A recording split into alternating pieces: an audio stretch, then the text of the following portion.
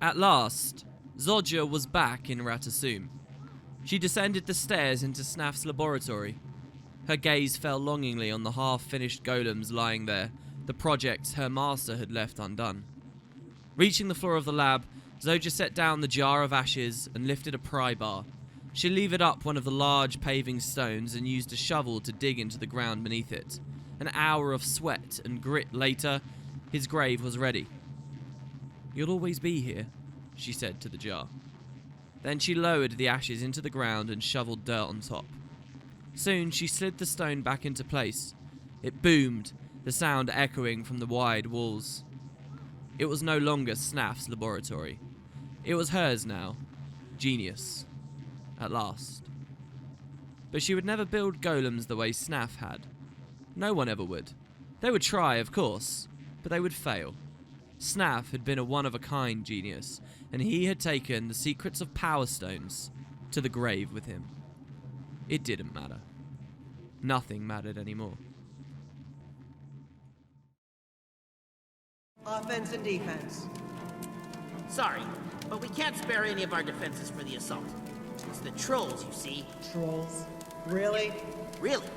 At least 67% of our resources are currently assigned to troll-related duties. That, you poor bat! Get me troll heads, a whole sack of them, on the double. Well, I'd hate to keep you waiting. Squad? Here we are.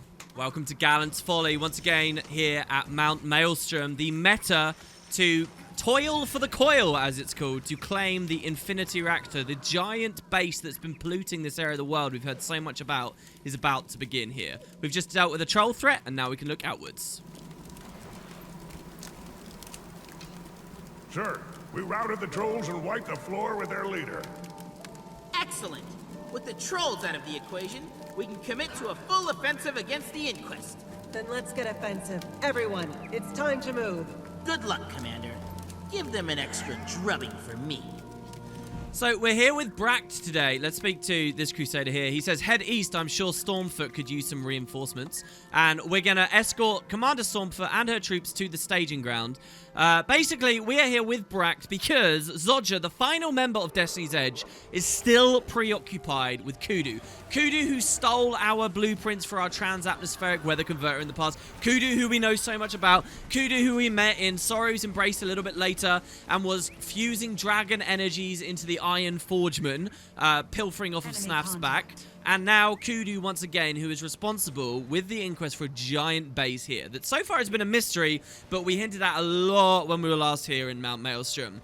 So we're actually going to find this is another reactor, much like the Thormanova reactor Bract found right at the start of his adventure, that had gone nuclear and exploded.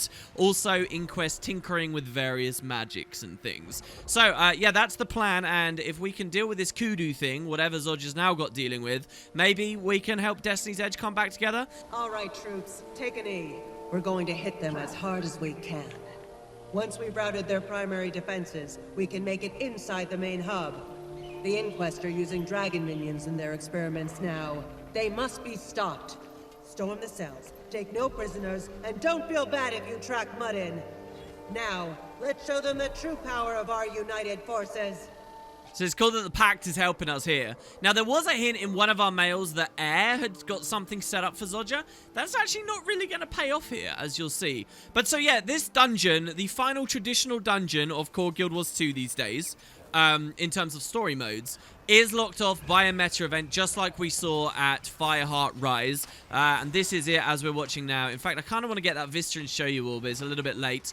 Basically, the entire reactor is locked off and is supposed to be inaccessible until you break into it. We're under one of those escorts that's morale-based, as in, if it fails, then you have to wait a long cooldown to get another shot later. But this one, unlike the Temple of Balthazar, is actually really easy. And you'll notice a ton of players here as well. Why? Because all these people probably want to get into the dungeon. I'm actually recording this right after a build went live, and when builds go live, all of Tyria resets and everything has to be pushed. So it's kind of great timing. It means we get lots of people. What did Stormfoot say to us? The cells inside are utilizing dragon minions, and we need you to take 4 of them to get what we need. I'm counting on you. Can I get some intel? Intel, just take the cells, however you can. Break equipment, kill anything that gets in your way, whatever it takes, we'll secure this area. Now, into the breach. Fight because we must. So yeah, the Inquest have obviously been playing with a lot of different things. Dragon minions is a big one, and we get a lot of cool hints and strange occurrences within the Infinity Coil here. So yeah, as we move forwards, it unfogs. Secure the area. I want a sentry at every entry. Move it! Shut those cells down now.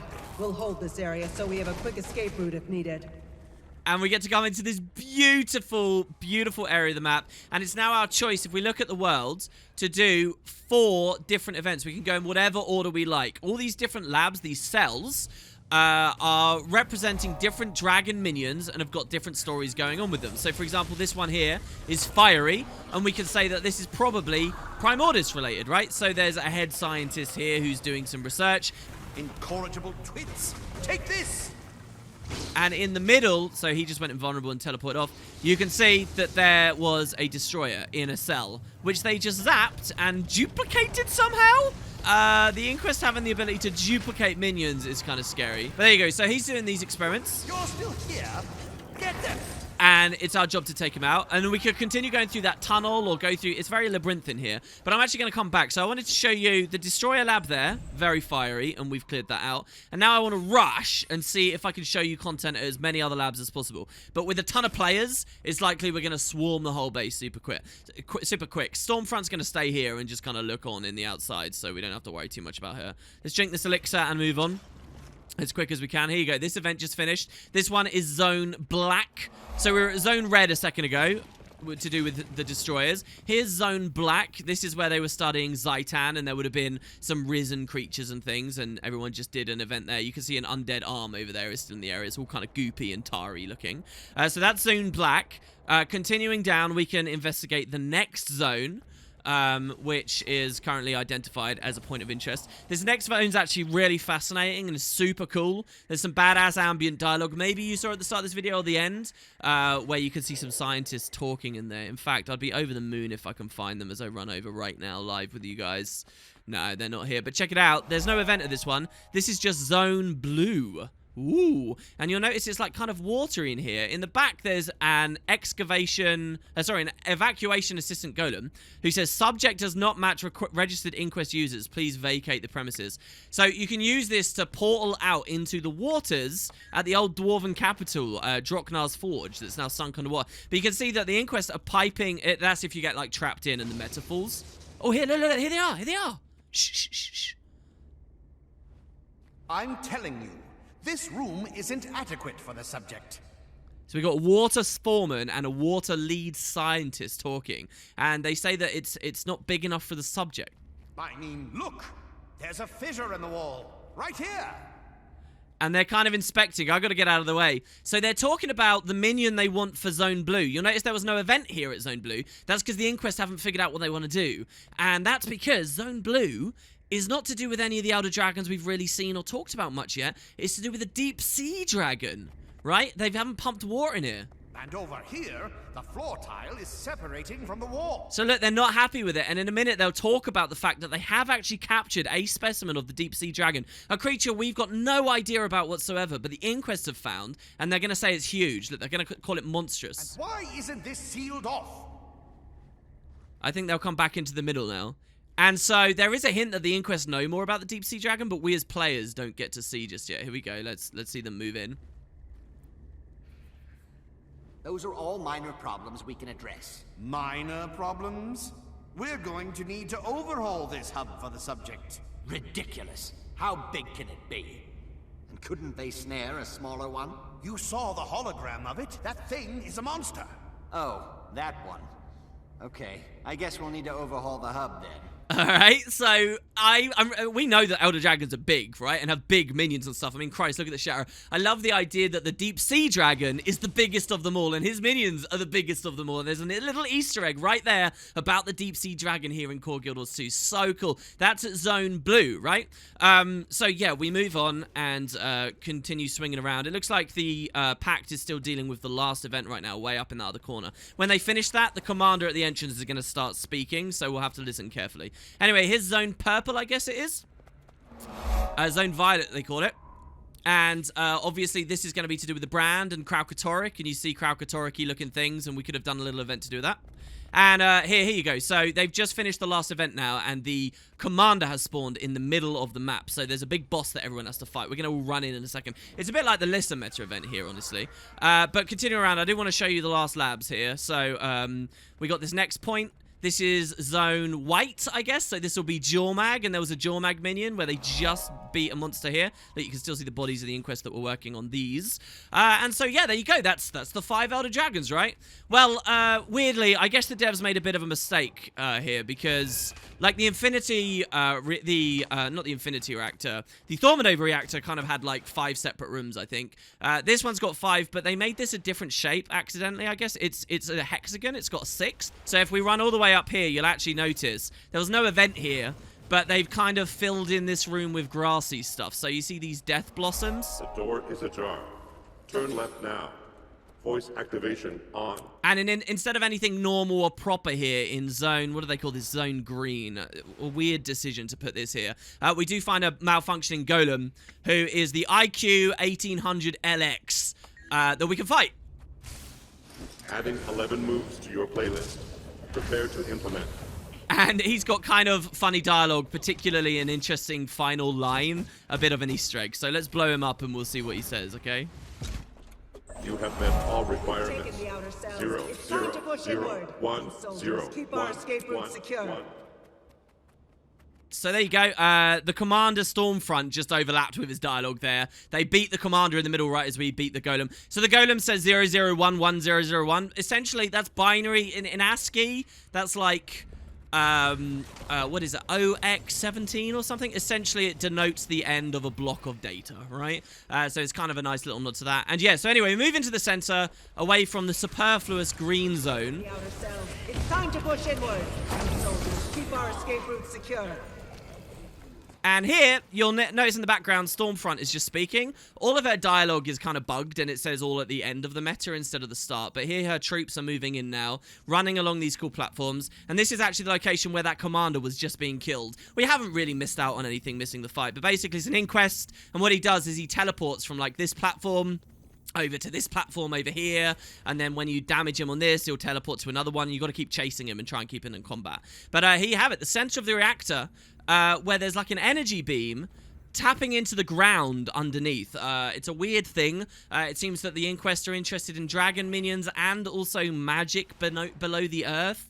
We haven't really heard much about why they might be doing that. But yeah, it's a huge complex, and the dungeon itself is actually in the under levels as well right now. Here's a weird bit of trivia about this as well. It's called the Infinite Coil Reactor with all the different dragon cells. But if we mouse over the minimap, you'll actually see it's just called the Infinity Coil. And when we unfogged the area, it was just called the Infinity Coil. So there's a strange discrepancy there that is essentially a weird typo in the game engine that most players and probably the devs don't even know about, but there you have it. So cool bit of trivia. And yeah, so you push in, you take the cells as I've shown here, you defeat the boss that's along these kind of scarily half invisible roads and paths here, and ultimately that brings down a force field in front of this Asura gate that takes you inside the dungeon at the Crucible of Eternity. This is Brakt's next challenge.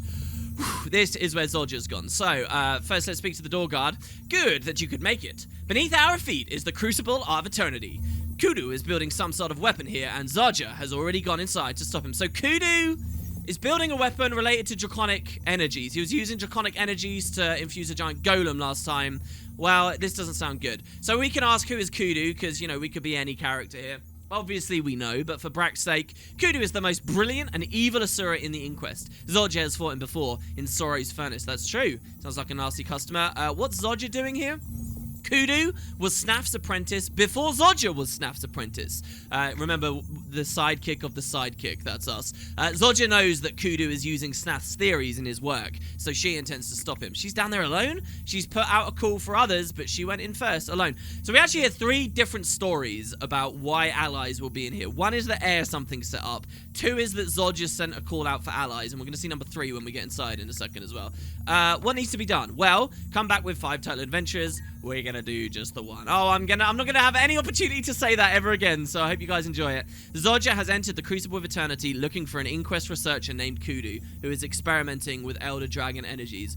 The final dungeon, the final story dungeon, let's do it. It's marked at level 78, and it's very hard. So, speaking about our gear, basically, we're in very high-level condition damage gear.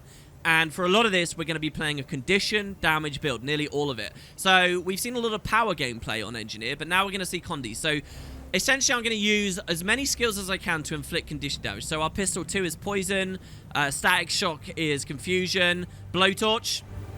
Pistol offhand, if we're right next to someone, does a ton of burning damage. In the bomb kit, we're going to be using burning bombs and concussive bombs, but the other ones aren't too important. We're going to equip our toolkit here, which will give us the pry bar, which is confusion. Will give us the box of nails, which is bleeds, and it will give us some very needed blocks on the gear shield. And then also, we're going to use our grenades. So instead of the flat damage of the grenades, we're going to be really interested in the shrapnel. We're going to be really interested in the poison. Then for our heal, I'm going to use the heal turret, because it's just such a strong low cooldown heal that the F1, the healing mist, we can use to combo field for extra heals. And for our elite, we're going to once again be on supply crates. And every time there's a difficult fight, we're just going to wait for the cooldown of the supply crate and go in with that, all right? So yeah, we're going to be basically a condition damage builds, equipped with our Tome of the Rubicon, double pistols, and there will be some significant build changing in the course of events here, but we'll get to that when we get to it. This is it. If Bract gets through this alive, most of the really big risks of doing this permadeath run will have been avoided. But some of it's very risky. In fact, a lot of it is, especially if we want to go through quickly. All right. So, the Crucible access platform has been discovered. And let's just take a moment to breathe in the environment here. We entered via a surrogate, so who knows how deep underground we are. I like how this is all tinted the same kind of color as that beam of energy was back out on the surface. So I like to think we're really low down here. And, you know, there's been so many cool flavors of dungeons you guys have seen. Traditional kind of dungeon in the catacombs. A manor out in the day is a very weird style dungeon was the second. We had a corrupted, twisted, planty dungeon in Twilight Arbor. We had another traditional feeling dungeon, but now it was more forge style stuff in Sorry's Embrace. We had a sinking iceberg as a dungeon, a fiery, citadel as a dungeon, and now we've got a very classic Asura themed dungeon. So an anvil at the start, hopefully we won't need. And oh look, who's just down here? Well, it's Zodja. This is the Crucible access, and this is where we'd wait for our 5 heroes. Hi there. How you doing? We're wasting time. Is your entire team here? Yep. Me and my mini. We're all accounted for and ready to go. Welcome to the Crucible of Eternity. This is the heart of the Inquest, and here is where we will find Kudu. If I'm going to stop the Inquest, I'm going to need help. That's where you come in. Don't leave yet, Zodja. Not without us. Ritlock? Logan? Together? We've been talking. We're good again. Actually, it's a work in progress. Who are you two, and what have you done with Logan and Ritlock? Never mind. You're here, we've got a job to do, no sass, no backtalk. I've been tracking down a nasty piece of work named Kudu. He's been using dragon energies in his work. Isn't Kudu a girl's name? Focus here. He's been using Snaf's research, and I intend to stop him. We're literally going to get to the bottom of this. There is a security station up ahead. We're going to hit it hard, then work our way down into the heart of the Crucible. Enough talk, then. Let's go.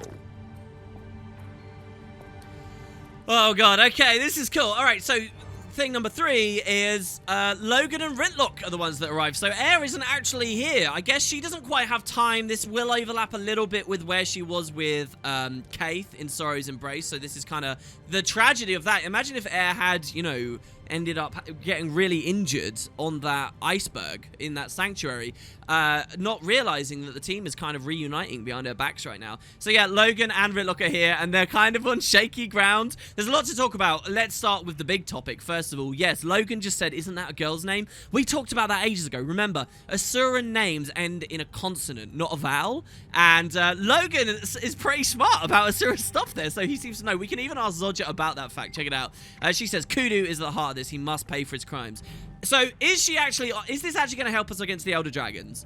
Or is she just a bit nuts and still grieving in her own way about Snaf? We've seen everyone's essentially grieving in their own way about it. Logan sticking with the Queen's side so much and for so long just to justify why he left everyone.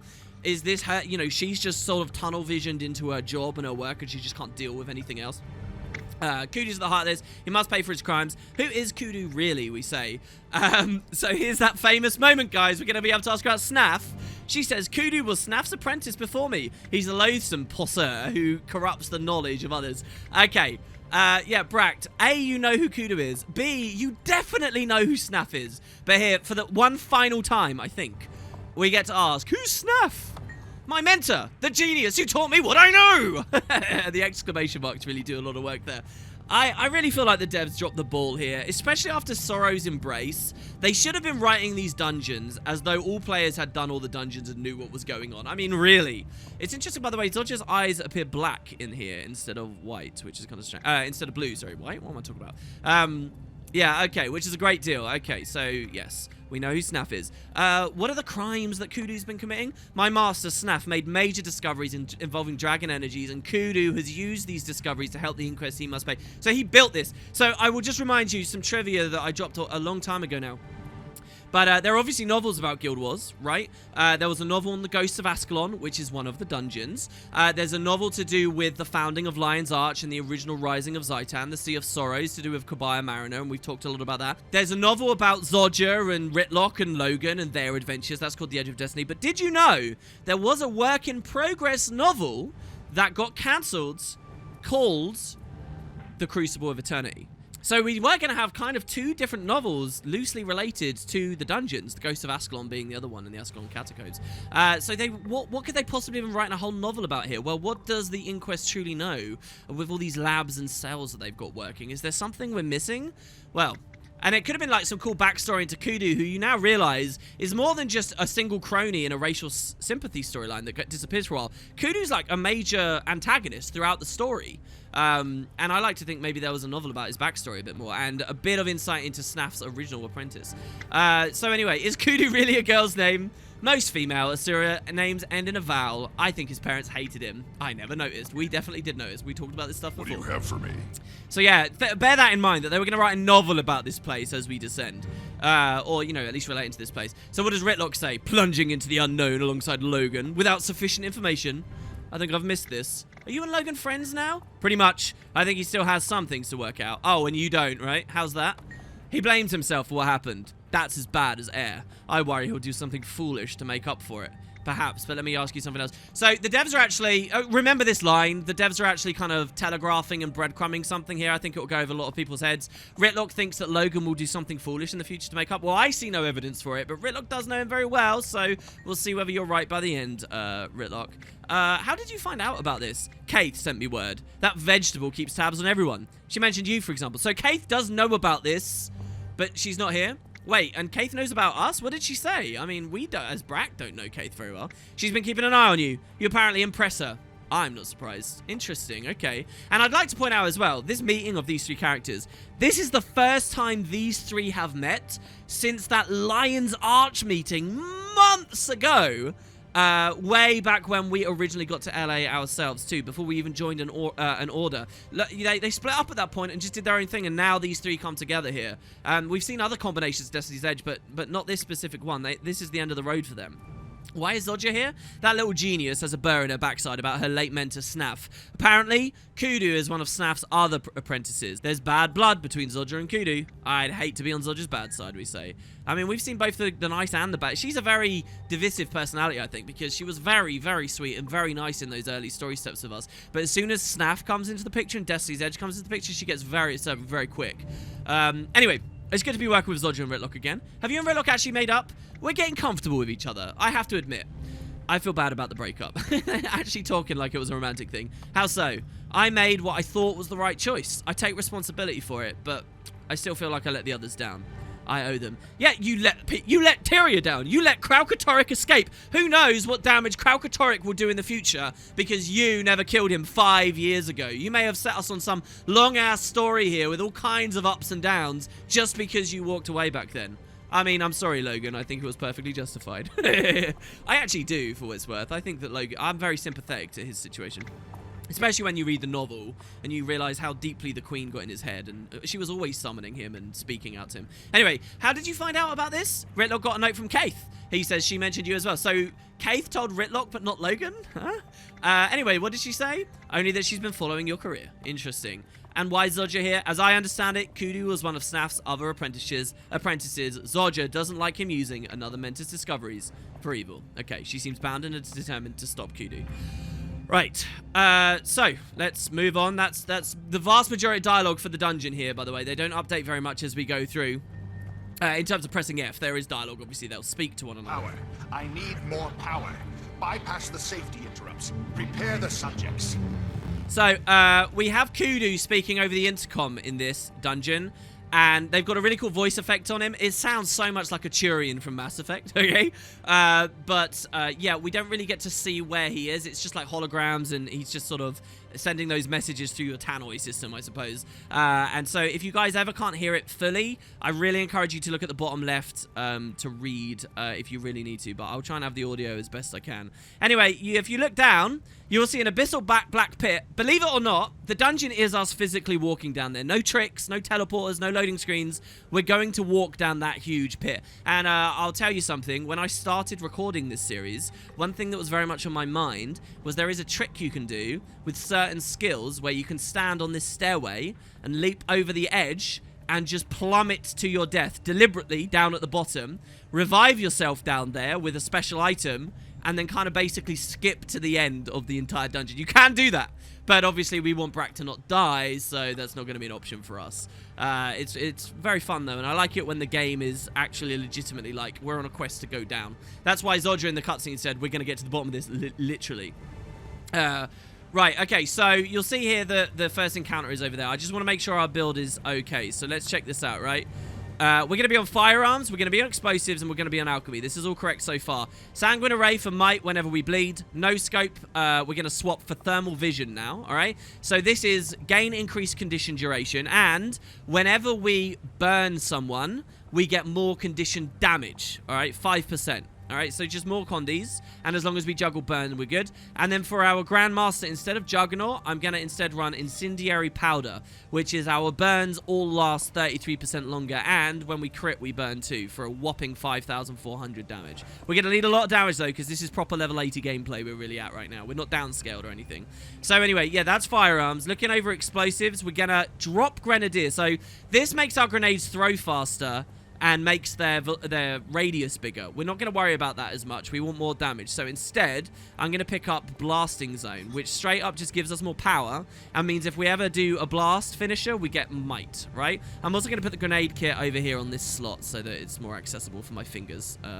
So, yeah, we got that. Now, for this slot, we're going to run Short Fuse. This makes our bombs on our bomb kit blow up quicker, gives us fury when we hit someone with an explosion, and makes them recharge faster. So, in particular, this bomb, the smoke bomb, blinds all around me. I need that a lot to survive. So getting that to cool down quicker is absolutely vital. And then finally, we are going to be on Shrapnel. That gives us bleed on crit, which then gives us might, yeah, from the Sanguine Array. Combo we first showed off way back when at Cordicus's Manor, in Bragg's first dungeon adventure. So there you have it. And now finally we're on Alchemy. Alchemy, I'm not actually going to change anything here. We're going to have the Emergency Elixir when we get to low health. We're going to have Protection Injection, which will give us prop when... Actually, let's run Invigorating Speed. Whenever we gain Swiftness, we gain Vigor, okay? And then also, I'm going to run... No, let's say this. Protection Injection. So we're going to get a free Smoke Bomb whenever we're CC'd. And then finally, HGH, which lengthens our elixirs. And even though I don't have any on my bar, that's going to buff this one, it's going to buff this one, and it's going to buff this one. So all of our other trait-based elixirs. Okay, so that's the idea. That's what we're going to do. The first engagement, okay, there's going to be a turret, and it's an alarm that will keep spawning more and more and more enemies. So we have to break the thing in the middle, the alarm, and then kill all the enemies. So it's actually a really risky start. I have to wade out into a ton of Inquest that do obscene damage, and special animations we'll slowly describe as we go deeper down the dungeon.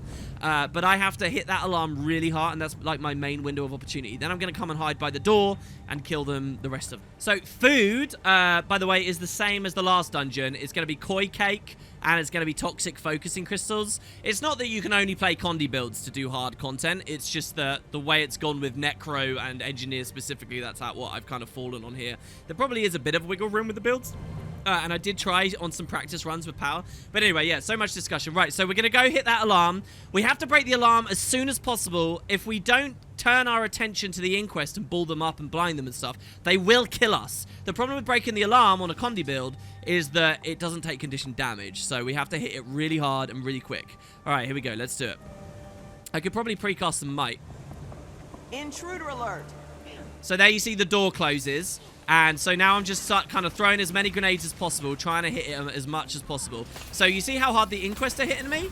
Yeah, that's the problem right now. And we didn't manage to break the alarm. So that's really terrible. I'm going to supply crate to try and take a bit of pressure and run away. Because these guys are absolutely going to slam us and hit us very, very, very hard. So I'm going to run away here. We got to get that alarm down. So what I'm going to do is I'm going to swap on Elixir S instead of the toolkit. I'm going to stealth myself. I'm going to run past all the enemies. We got attacked there accidentally because of like a bouncing projectile. Come back to the alarm. Security threat no longer detected.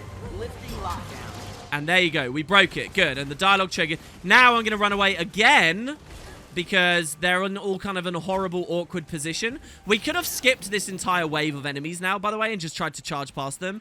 But that would have made the next section really risky. So I do want to kill them. So this is a really, really flimsy, horrible way to start.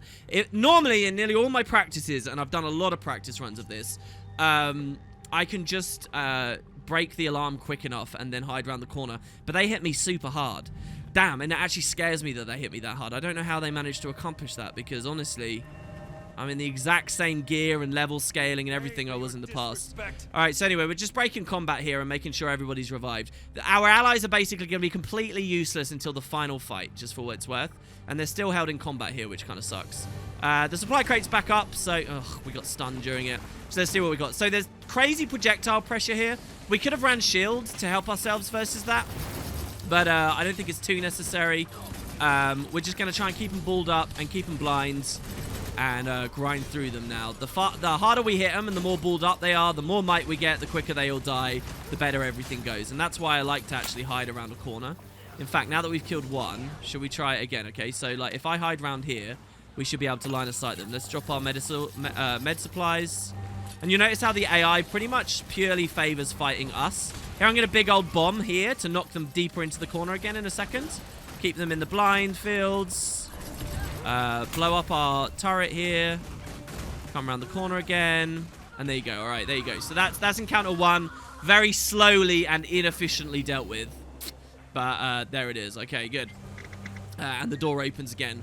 The whole way through this, you're going to see billions of side chambers and passages, which, you know, are going to be to do with explorer mode. So don't worry too much. This is a proper labyrinth here. There are holograms of Kudu as we go down too. The holograms all say the same thing, even though you can speak to all of them. So we'll just speak to him now, and the other ones, don't worry, you're not missing out on dialogue until a very specific point. So here we go.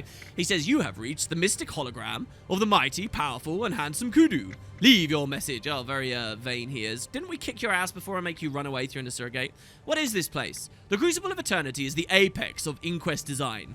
Here, we will match the powers of the Elder Dragons and make our own future." This is interesting. Match the powers. Is there he's saying we're gonna become an equivalent power level, or is he saying we're gonna like match them up and combine them and stuff, right? Let me ask you something else. Zodja in the opening cutscene described this as the heart of the Inquest. I don't know whether that's really true, and I don't know whether it's true that Kudu really is a high-ranking guy in the Inquest, or as high as we led to believe. But yeah, what are you doing here, Kudu? I'm sorry, that information is not available for your security clearance. Unfortunately, we never do get that security clearance. We're coming to get you, Kudu. I'm sorry, our mailbox is full. Try again later. Don't hold your holographic breath. We should get Ellie here and have her hologram with us. You have my attention. And look, you get another hologram here. The Inquest laboratory spiraled down along the central pit. Kudu should be at the bottom. Pity we can't just jump down.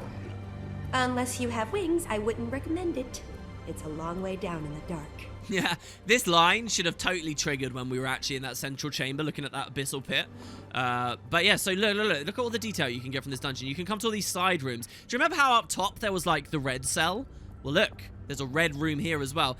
And a heap of Inquest. These Inquests are kind of phenomenal and really exciting to me in that they're actual enemies you can, in theory, kill if you go out there. They're kind of weak as well, level 60. But you're not supposed to be able to get in there in story mode. That's an explorable place, so it's just a hint to a later room. And when you do arrive there in explorable mode, it's not full of monsters like this. So, weirdly, in theory, it should be a thing that no Guild Wars 2 player has ever killed any of those enemies. Not unless they've been like a hacker or something and done something really untoward. I don't think there's ever been any legitimate way to break in. I would love to see that, though. In 2019, if someone finds a way to break into this room in story mode using just skills in the actual game, that would be so cool. But yeah, and, you know, get to go in and kill them. And what's that in the middle of the room? Well, it's called an evolved destroyer in some kind of force field beam with these lasers shooting at it, keeping it in check. It's so cool, guys. It is so cool. And you get so many windows like that looking in. So there you go. That's a look at their destroyer research. And they don't see through the glass on the other side, which is nice. Well, I say glass. It's more like a holographic force field, right? Okay, encounter 2 here. Intruders in the lab! Keep them from the experiments! So this is basically a little filler fight. We've got the head scientist and 2 golems next to him. We're going to go back onto the toolkit here. So let's start off with the assault golem, who naturally does a lot more damage. All right. Oh, God, you see, as you can see that. Okay, actually, that's a perfect demonstration. Okay, so the assault golems, we're going to find lots of them in this dungeon. And that's what they do. They stun lock you, put you in a laser beam, and do a heap of damage, okay? That's what they do. And we're going to have to fight multiple in a row. Remember that, because later there's going to be the most chaotic thing you've ever seen, and that's going to be a risk in the middle of the fight. And I'm going to have no way to demonstrate it to you, because I'm going to hope I never get hit by it, all right? So there you go. That animation, we've got to look out for them. We're going to kill him because he's really squishy. And then we're going to kill the battle golem next. The other thing here, by the way, is the boss himself hits really hard. And what he essentially does is he, like, lightning whips. So we can't really stand still. Maybe we can run in little circles around him. But my plan here is just going to be to run away, throwing grenades behind us as we go, and not keeping near him too much because he really chunks our health down here, right? So we're just going to keep... And he's super tanky, right? So as a commander here... as a champion, we're just going to stay away and slowly DPS him down. He also occasionally reflects projectiles there, so he just tried to reflect my pistol abilities, which is why I cancelled the stuff, stopped attacking, and dodged. And yeah, we're just going to, like, we're going to try and stay near him when we can, sustain through it. But in general, we're going to keep away. Many times I've actually died to this guy while practicing this dungeon under different build setups. So, yeah, if we drag him through the glue... We can just slowly break his break bar, get burns on him, get some crystalline dust from his golem. So there, do you see how much he's whittled us down? Oh, God, I'm running into that panel. That's really bad. Taking the trait in tools that gives you swiftness while moving is a really good idea for this fight because it helps you to keep away from him. Otherwise, if you spend too long... it can be really bad. I'm actually really worried right now because playing this with you all, this all feels a lot slower and a lot more difficult than any of my practice. And I don't know whether, like here, I'm actually think I'm going to die. I genuinely think I'm going to die. I need to pick up my med kits, keep blocking. Oh, shit. Guys, we have to run. This is really bad. Okay, just stay away. I don't care how long this takes because I can always edit it for you. So we don't want to keep going too much in one direction because he'll reset. So now we're going to break his break bar and run in the other direction. Wait a second, drop the big old bomb so that right as he comes near me, he's in it. I guess it doesn't matter because his break bar isn't depletable right now. Okay, and we use that time to resustain a bit. My God. And yeah, so that's the idea of this plan. You've seen the whole thing, this fight. I'm just going to keep doing it and see you all in a second. All right, there we go. We got a good burn on him there. Not a bad little battle there. You did well, Ridlock. Just following your lead. I think I liked it better when you hated each other. Let's go. I agree with Zodja there, to be honest. If these two get way too lovey-dovey, then that's going to turn me off them right now. Jesus. Just following your lead, please. Don't make me sick. All right, so we'll move on. I really do love the delivery of that line. It's a shame that the combat music was so loud. I wish you guys could have heard it more clearly. Usually I kill that guy but without even triggering combat music. All right, so next engagement. What we've got is a room full of prisoners that are being kept in cells, and they're going to do, like, live specimen testing. It's like a really evil, horrible thing you see the Inquest doing here. We find that out about a lot of factions in Guild Wars. They imprison people. So, what will happen is when we walk into this room, you see that Char in the middle who currently has Fortitude on him. That's like a regenerative boon for him. Basically, they're going to kill in order to, you know, do their tests or whatever. And there's actually 2 branches here, depending on how well we do in the fight. If you're really slow and bad at the fight, the captive will die, but you can sometimes save him. Here's the thing.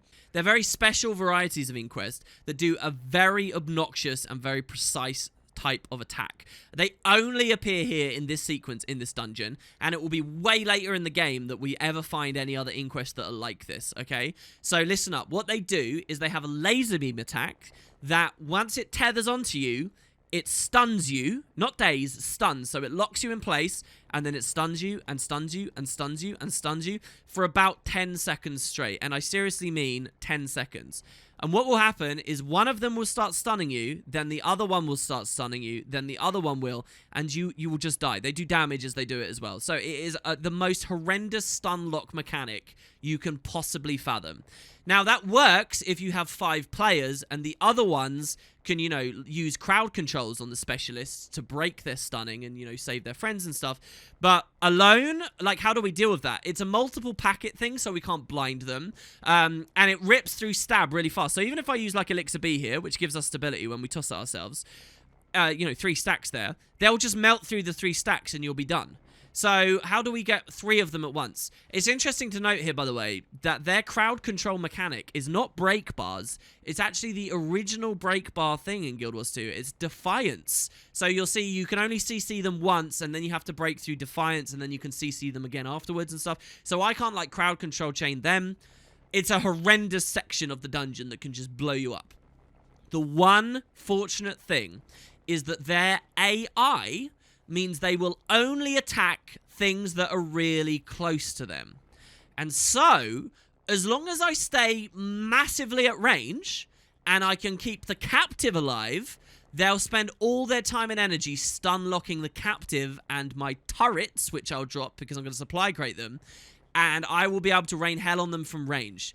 But if I don't do enough damage quick enough, they'll kill the captive, retarget to me, and we're in for a real trouble. It could just be instant game over here for Brax. This could be his whole adventure coming to this, all right? So I'm going to run in, supply crate, stay at range, all of that is to say. And what I'm going to do as well is instead of running the bomb kit, it's not really useful to us because it doesn't apply ranged pressure. Instead, I'm going to run, I guess, the rocket turret and the rifle turret, and we'll just establish those, and then we'll let them plink away. That's not much damage, really, but it's a bit of a... Actually, hold on. Let me run. I'm going to run Elixir U, right? Which will be quickness for us, okay? So that's the idea, and I guess the rocket turret as well. No. I'm too scared. I need some kind of extra stun break. I'm going to stay on Elixir S in case they stun lock us. All right, so that's the plan. Your free will soon be gone. Do you have any last words? Do your worst, freak. I survived the Flame Legion. You will fare no better. I do so love a challenge. All right, so we supply crate. We're going to target the one closest to us. We're going to put our AoEs in a place where we can kind of hit them both, which will stack our might. And we're going to give ourselves quickness. And we're just going to spam our damage down. Going to pistol a little bit every now and then. And we're not going to go down that stairs anywhere near down those stairs, because the second we do, they will retarget. So we just got to pressure. I'm going to... Okay, so breaking Elixir U at my feet doesn't do anything anymore. It's just a stun break and super speed. So there you go. That guy turned around for a second. Bit scary. Is he in range of my blowtorch? No, I don't think he is. Even if he was, it would be quite low damage at this point. So we're going to clear one down. Good. He's going to be dead. Now we're going to retarget the next one. The captive's health... The captive is dying right now pretty hard. Go back quickness again. Burst. My God. I kind of got it to a place where nearly every time I would save the captive. Oh, that was a waste of flesh. Bring me another while I recalibrate the setting. Damn it, he died. I'm sorry, captive. My God, we did so badly there. Maybe there was a method here. Okay, so now the captive's dead, this guy's coming at me, okay? So what we're going to do is we're going to come around this corner. You see the laser beam? So he can't hit us with the beam. And look how long it goes. That's all pure stun lock there. And then he's going to crouch down and do it again. Right? They also have a rifle butt attack. So this is good because he's oh no, okay, that's not good. It's okay because with only one of them, the damage shouldn't be too bad. All right, now quickness. I could have stun break myself there as well. So I'm going to come around the corner again here now. And now I'm going to stealth when he gets to me. And now we're going to blowtorch him. And even if he stuns me now, he dies to the Condi. Whew. Okay, sorry, captive. This is monstrous. What is Kudu doing here? He's experimenting with dragon energies. I didn't know how far he had gotten. Then let's shake a leg and take him down. Do that too, Ritlock. Okay, so these guys all run off. We do save them. I don't know what happens if you choose not to fight whatsoever. If they just keep peeking people out of these. But look, once again, you get hints into other areas. Check. Let's go up the ramp here, right? Any excuse to go to these weirder areas of the dungeon. So look, you can come all the way up. There's these doors and things. But looking out, it's an underwater area. So I've already told you, right? We've peeked behind the curtain. I've already explained with like the boats and stuff and all. They have a defined water level and they can't mess with it. So what the devs are actually doing there is they're faking water. They're pretending that that's a tank of water when it's actually not. If we could break out and go in there, you'd find you just walk around like normal. But it's cool, isn't it? So they clearly know something about the deep sea dragon. Is this where they were keeping that specimen or trying to? Look, there's a hint of a whole cave down there. Even in explorable mode, you do not get to explore there, by the way. Even though there's underwater content and, you know, that was a big thing for them at launch, you never get to see the mysteries of that blue, darky, murky depth. So, yeah, all right, let's get our utilities back on. I don't think they updated. Yeah, they definitely didn't. Okay, good. So we unlock the Overseer waypoint. And in this next room, we get a really cool thing in the story, actually, that I very much enjoy. Oh, this is wrong. So wrong. Oh, look, it's a storage room clerk who is actually having second thoughts about what the hell it is he's doing here with the Inquest. So in the room, first of all, look, you've got loads of different Elder Dragon minions. There's an Ice-Brewed Coden. There's an Ice-Brewed Destroyer. Just a Destroyer. There's a Risen Plague Carrier. An Ice-Brewed Destroyer. Hybrid Dragon Minion. Don't be absurd. There's a Risen Plague Carrier here. From Zaitan. And then there's some other people who are just in pens. So we know that some people can get corrupted and turned into Risen Minions. The Inquest are deliberately doing that. That's what they're doing with these people in these cells. Dude. So here's a storage room clerk. And he's looking at this Ice-Brewed Troll. What do you have to say for yourself? You there! Halt! Thank the Alchemy. Kudu has gone mad. You must stop him! What is Kudu doing here? Why are you torturing these people? The Crucible of Eternity removes and concentrates dragon energies at the bottom of the complex. Kudu is corrupting his captives with this energy. He's turning them into dragon minions that only he can control! Go see for yourself. I'll release the door locks. Just don't hurt me. We won't, but Kudu will pay for what he's done. So, we actually get some worthwhile information here. And if you check it out, the Kirk just releases this stuff and he saves these people. Look. Come, let me lead you to the surface. And they all get out. They bail. I wish I could go to the surface with them because it's so dangerous what we've got coming up. And he'll run on by. I don't actually know if you follow them, whether they path all the way out. That would be really interesting if the devs went to that effort of coding that. Or they just despawn around the corner or something. But yeah, so that's the idea. This was a person, I guess. Good. Well, this is definitely the most evil thing we've seen Kudu do. The assault on the Arcane Council, not quite so bad. Sorry's Embrace, not quite so bad. Zodja was right to come here and pursue this dude. Dragon minions he can control. I don't like the sound of that. So the next encounter is going to be a twist on this room. There's going to be people in cells, and you have only a time limit to bust them out. If you fail the time limit, they will become dragon minions, okay? So here's an engineer. You're too late. Execute transmutation protocol. So he calls it the transmutation protocol. And yeah, you've got these command consoles. You can pick which ones you want to break. I'm going for this Coden here because Ice-Brewed Coden are very dangerous. And then I'm going to come over to this guy here, this Char. I can't actually remember what he becomes. Our intruders will make perfect test subjects. Get me the power I need. Bypass the safety dampers. And I'm going to break this one as well. Since we're a Condi build, we only really have time for this one console. If we had a whole team, you can see there's another console over on the right on the screen right now. If we had a team, we could break them all. But I'm not going to have time to get loads of them. Attack them. Tear them limb from limb. So, there you go. The time is up, and we have to deal with whatever was left. Some of them will spawn as elites, some of them won't, right? So, we have an elite-branded Char to deal with, a non-elite Plague Carrier. So, he's just going to blow up. If we can blind him, he's basically eliminated. So, he's a good guy to leave. A non-elite Risen Thrall. So, really, we only have two things to fight. And we've saved this Char, and we've saved this Coden. It'd be cool to save everyone. There should be like a hidden achievement in the game to save absolutely everyone in story mode, including that captive from earlier. But hey, alright, so we're going to aggro them. We're going to get our smoke bomb up for the Plague Carrier. And look, he just despawns himself, essentially. And then what we're going to do is just condition damage the rest of them down. They can be a little bit dangerous, so I'm just going to kite in little circles like this just to mess them up. If they slow down for any big animations, then I'm probably not going to be stood in it. Blowtorch. And it's a pretty comfortable little sequence, this one. Nothing too major going on. Down they all go. Get a good idea of condition engineer there. He is turning our own kind into abominations. How dare he use Snap's research like that? Are you okay, Zojja? I will be once I get my hands around Kudu's skinny neck. Okay, so she comes up to this panel You have my attention. and learns a bit more. Whitlock actually being kind of nice and considerate about her feelings there. Logan doesn't have too much to chip in. Well, okay, so we come back in and check it out. This is the central chamber again, but we're a little bit lower down. And we get another hologram. And, well, the plot's about to thicken a little as we slowly look deeper. Not only we're a bit lower down, but we can see clearer into the black that was below now. And actually discern a bit more detail. Fools. Contain that energy leak. Contain that energy leak.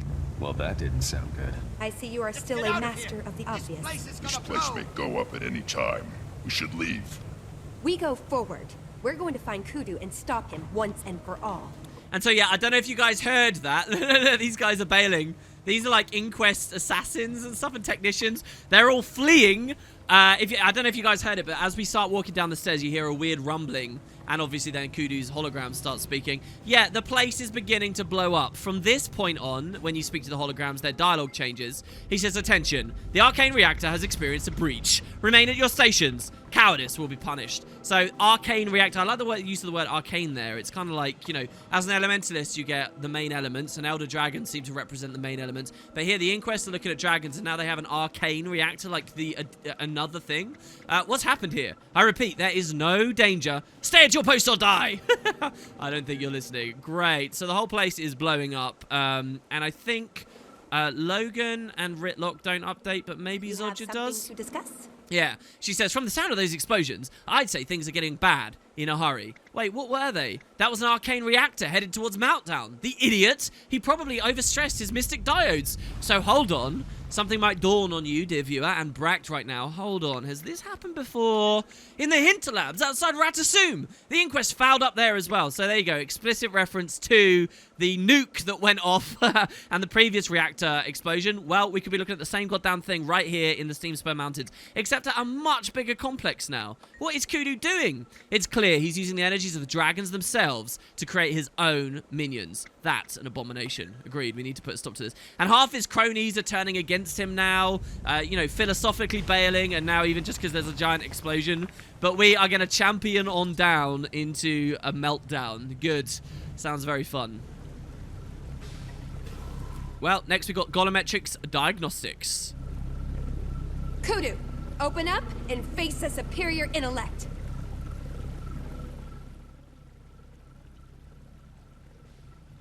Report in. What is the arcanic reactor status? Oh, hello, Zodja. I see you brought friends. You realize I have a small army of golems on my side. Do you expect your pathetic golems to deter us? Brick-headed as always, Zodja. I expect my golems to kill you. Whoa! Kudu is nothing but a poser. There should be a golem control nexus further in. If I can reach it, I'll shut every one of these things down. This is the last time you hear me say this. This is that point in a dungeon episode where we have to split because the damn things get so long. I'm cutting it really down to the wire here, so I just hope to see you guys tomorrow for the epic conclusion of this Kudu storyline, and maybe more hints as to why they were going to do a novel about this area. See you guys tomorrow.